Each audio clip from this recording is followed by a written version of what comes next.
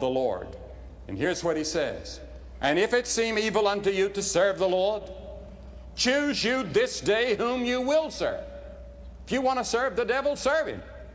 But make a choice. Whether the gods which your fathers served that were on the other side of the flood, or the gods of the Amorites in whose land you dwell. But then he says, as for me and my house, we will serve the Lord. Joshua said, if every one of you serves other idols and other gods, makes no difference. As for me and my house, we've already made a decision. We are going to serve the Lord. And that's a decision that every single person here tonight has to make. You either have to decide that you're going to serve the gods of materialism all around us, or the true and the living God.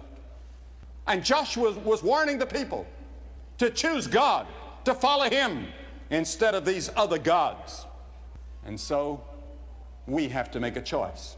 Moses had warned Israel much earlier, a generation earlier, when he was dying. He said, I call heaven and earth to record this day against you, that I've set before you life and death, blessing and cursing. Therefore choose life, that both thou and thy seed may live.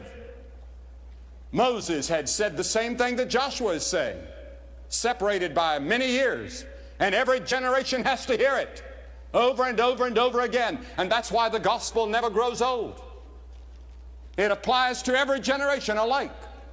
We have to make a choice. Alexander the Great was asked how he conquered the world. He said, by not wavering. And James says in the first chapter, he that wavereth is like a wave of the sea, driven with the wind and tossed. He said, a double-minded man is unstable in all his ways. Are you unstable about your relationship to Christ? Do you waver in your relationship to Christ?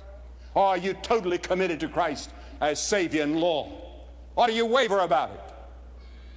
Many of you waver by the way you live. And Jesus warned the hypocrites, people who pretend one thing and live another. This was his great battle with the hypocrites in the church. We have old proverbs that are familiar to us all. He who hesitates is lost. Procrastination is the thief of time. A stitch in time saves 9.